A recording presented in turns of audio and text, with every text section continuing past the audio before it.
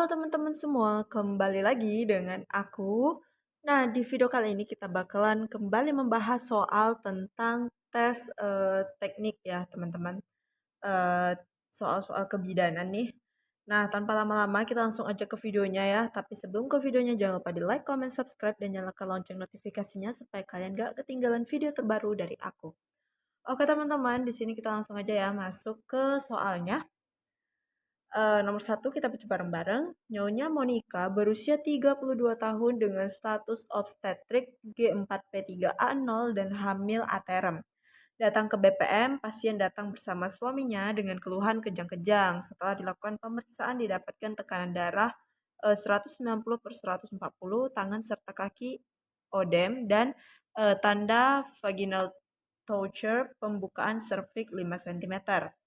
Berdasarkan pengkajian yang dilakukan kepada Nyonya Monica, diagnosis yang tepat untuk kasus di atas adalah, nah ini soal-soal yang sering banget keluar ya di video-video aku ya teman-teman. Mungkin kalian udah langsung tahu nih jawabannya apa. Dan juga soal-soal ini tuh sering banget berapa kali ya muncul di soal tes SKB aku kemarin tuh kalau nggak salah ada 3 soal yang sama teman-teman tentang eklamsi dan preeklamsi teman-teman.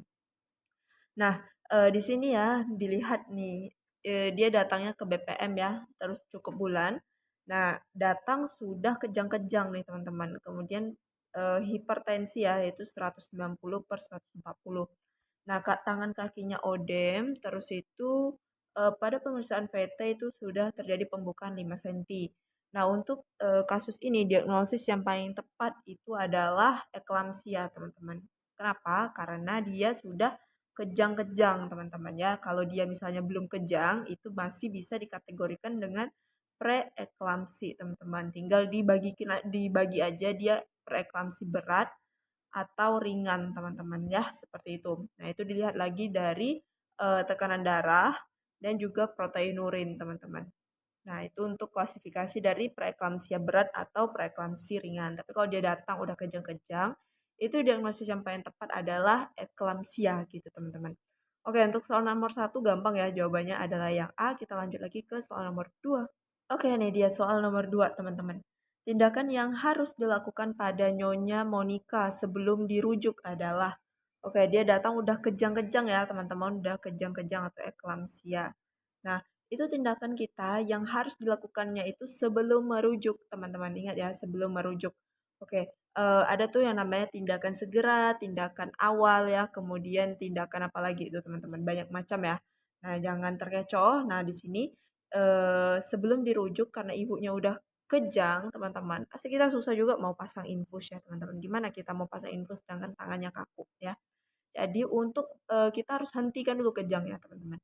Ya, menghentikan kejangnya itu kita memberikan MGSO4, teman-teman ya. Jadi untuk nomor 2 itu jawabannya adalah yang B. MGS4 itu bisa diberikan secara IV maupun IM ya, teman-teman, karena di sini ibunya udah kejang nih. Jadi kita suntikannya secara IM aja, teman-teman ya. Mau diinfus tapi kita nggak bisa nyari nadinya ya, teman-teman, karena ibunya kan lagi kejang gimana tuh. Nah, jadi tindakan yang harus dilakukan sebelum merujuk adalah memberikan MGSO4 teman-teman. Seperti itu supaya kejangnya bisa teratasi ya.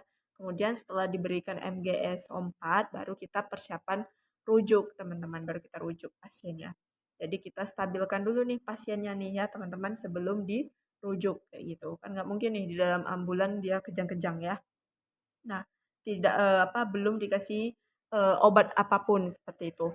Nah, jadi soal nomor 2 itu jawabannya adalah yang B menurut aku. Kalau misalnya kalian punya jawaban yang berbeda atau punya pengalaman yang berbeda juga, teman-teman boleh komen di kolom komentar ya. Oke, kita di sini sama-sama belajar. Oke, kita lanjut lagi ke soal nomor 3. Oke teman-teman lanjut ya ke soal nomor 3-nya nih. Nah ini dia. Tindakan yang harus dilakukan bidan terhadap perawatan eklamsia pada Nyonya Monica sebagai syarat sebelum memberikan obat anti kejang adalah, nah di sini obat anti kejang yang dimaksud adalah MGSO4 ya teman-teman. MGS4 40% ya biasanya ya. Nah, ini ada syarat-syaratnya nih, teman-teman. Sebelum pemberian MGS4 itu harus ada diperhatikan dulu syarat-syarat yang boleh sama nggak boleh. Ada beberapa pasien yang boleh, ada beberapa pasien yang nggak boleh. Nah, kira-kira syaratnya itu apa aja sih? Nah, dia ada 3 syarat ya. Pertama itu adalah refleks patelanya harus positif ya teman-teman, harus positif. Kemudian yang kedua itu pernapasannya sekitar 16 kali per menit teman-teman. Nah itu yang ketiga adalah protein urin ya. Urin pasien maksudnya teman-teman. Nah, urinnya itu harus sekitar minimal itu adalah 30 mili selama 4 jam terakhir gitu teman-teman. Nah, jadi ini adalah tiga syarat untuk pemberian MGS4 pada pasien kejang atau pasien eklamsi teman-teman. Nah, jadi gimana nih kalau misalnya protein bukan maksudnya urinnya ya teman-teman. Urinnya itu kurang dari 30 mil selama 4 jam terakhir teman-teman. Nah, itu pasiennya harus diberikan cairan IV ya teman-teman. Infus maksudnya yaitu NaCl ya atau RL juga bisa dengan kecepatan tetesan 1 liter per 8 jam teman-teman ya. Kemudian itu kita pantau. Takutnya ada kemungkinan untuk edema paru-paru teman-teman. Nah, setelah itu dicek lagi urinnya gimana. Nah, kalau misalnya sudah mencapai 30 mil selama 4 jam terakhir, kemudian pernapasannya 16 kali per menit, efek patelanya kanan dan kiri itu positif-positif, maka bisa diberikan MGSO4 teman-teman untuk si ibunya teman-teman ya. Jadi di sini yang merupakan syarat yang benar teman-teman, salah satu syarat yang termaksud itu adalah yang teman-teman ya. Protein urin itu ini maksudnya adalah minimal teman-teman, minimal ya. Minimal 30 mili selama 4 jam terakhir teman-teman ya. Itu. Nah, jadi kalau yang A ini harusnya refleks patelanya positif ya teman-teman, bukan negatif. Nah, itu. Nah, kalau yang C itu pernapasannya lebih dari 16 kali per menit, bukan ya teman-teman, tapi pernapasannya itu harus sekitar 16 kali per menit teman-teman. Sekitar itu. Oke, berarti nomor tiga itu jawabannya adalah yang kalau misalnya kalian punya jawaban tersendiri atau punya ilmu updatean yang terbaru, teman-teman boleh komen di kolom komentar. Kita lanjut lagi ya ke soal nomor 4. Oke, teman-teman lanjut lagi ya ke soal nomor 4. Diagnosis potensial yang dapat terjadi pada Nyonya Monica adalah, nah ini dia, kalau misalnya tadi eklamsia teman-teman ya. Nah, diagnosis potensial itu maksudnya adalah kemungkinan yang terjadi ke depannya kalau misalnya si kasus ini tidak tertangani dengan baik ya teman-teman. Istilahnya tuh yang buruk-buruknya lah seperti itu. Nah, kalau kasus eklamsia ini kan dia udah kejang ya, berarti asupan oksigen ke otak juga pasti menurun, berkurang ya teman-teman. Nah, kalau misalnya asupan oksigen itu berkurang, jadi gimana juga oksigen kepada bayinya teman-teman, pasti berkurang juga. Nah, ini bisa menyebabkan IUFD, teman-teman ya, atau intrauterine fetal death, teman-teman. Nah, ini bayinya bisa meninggal atau janinnya bisa meninggal di dalam, teman-teman, karena kekurangan oksigen seperti itu. Nah, jadi itulah mengapa tindakan segeranya itu harus diberikan MGS4, teman-teman, dengan mempertimbangkan tiga syarat tadi supaya apa?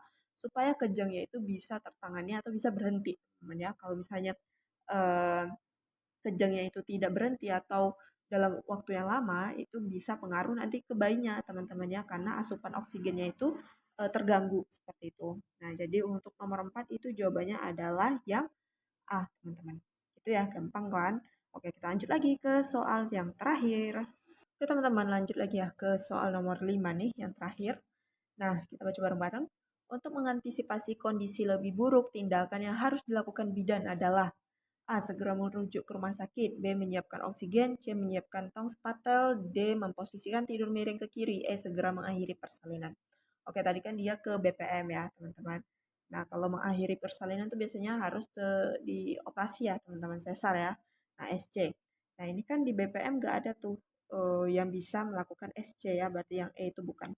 Nah, jadi di sini tindakan untuk mengantisipasi kondisinya makin memburuk setelah diberikan MGS4, kita harus melakukan persiapan rujukan, teman-teman ya. Persiapan rujukan ke rumah sakit yang lebih lengkap fasilitasnya. Jadi bisa dilakukan langsung terminisasi ya, teman-teman.